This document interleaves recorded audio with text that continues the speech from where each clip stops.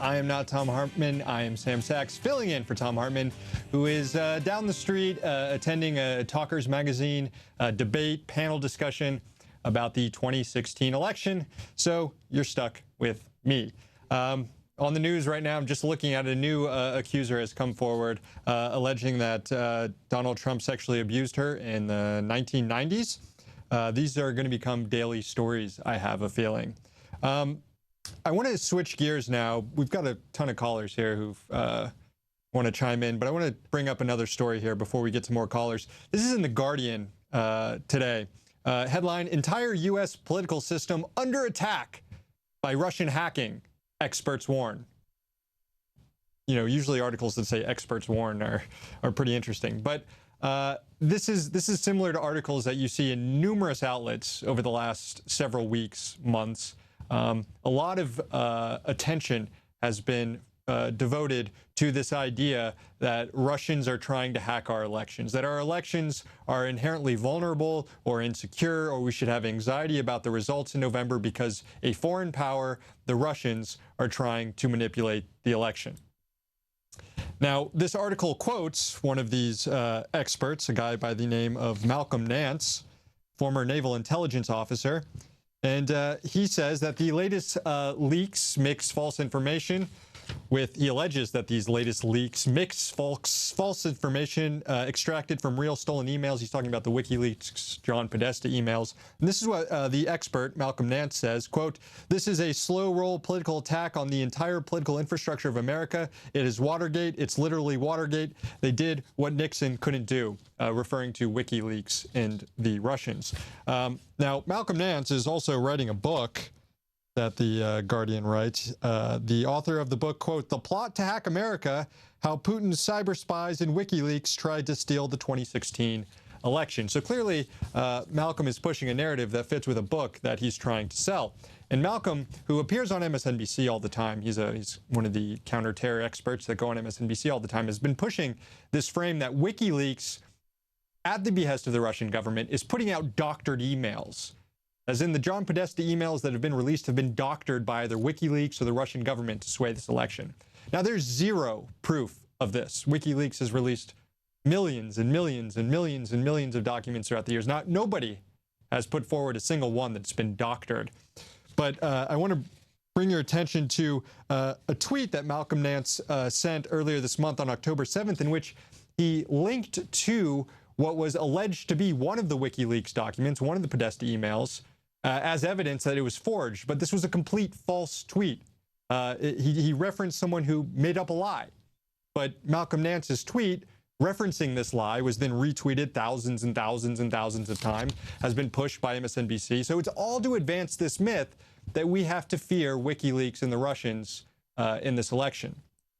Now, I don't know if the Russians are hacking the U.S. Wouldn't surprise me if indeed Russian intelligence services have hacked the DNC or hacked various political organizations or state voter databases. This is spycraft. This is something that the U.S. Is engaged in the same sort of stuff. I remember a few years ago when the Director of National Intelligence, James Clapper, was testifying about the alleged Chinese breach of the Office of Personnel Management, the OPM hack that resulted in like 20 million Americans having their sensitive information compromised. Clapper talked about how, hell, this is something that the U.S. would have done too. This is a prime intelligence target. He doesn't blame the Chinese for doing this, and he said that those living in glass houses shouldn't throw stones, as in U.S. lawmakers don't be too outraged by this hack. Well, the same sort of stuff applies to a lot of these election hacks that we're seeing. But what's so concerning about this is that normally, when we're a few weeks out from an election, the Democratic candidate and their surrogates and Democrats in general and liberals and leftists, right now is a time when they usually focus on all the things that the Republican Party, that GOP officials in states across the country are doing to rig the vote. You know, whether it's voter ID laws, there are 14 states that have new voter restrictions taking effect for the first time this presidential election. How many people will be affected by those laws?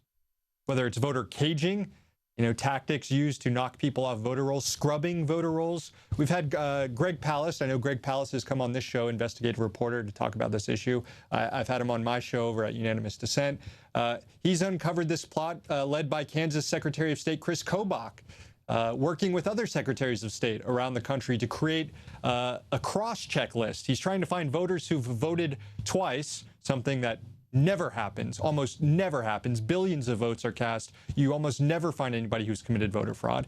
But what these secretaries of state, the Republican secretaries of state, have done is create this list of people they suspect of voting twice, because they'll find, Sam Sachs voted in Michigan, and oh, look, we have a Sam Sachs who voted in Florida. He must have committed voter fraud. We need to take his name off the list and make sure he can't vote.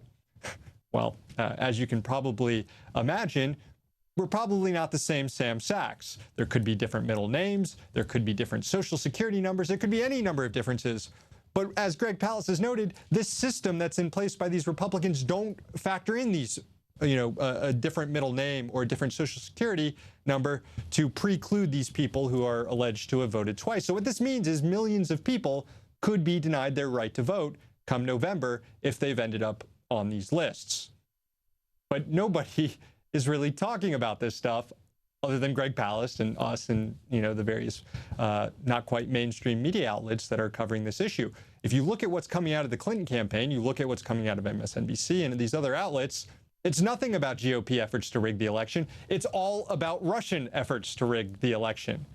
And I don't know, we'll find out come November 8th, but I have a feeling that we'll all realize that the Secretary of State of Kansas, Chris Kobach, was much more successful in his attempts to rig this election than Vladimir Putin has been. But that's just my opinion. I guess we'll have to wait and see what happens.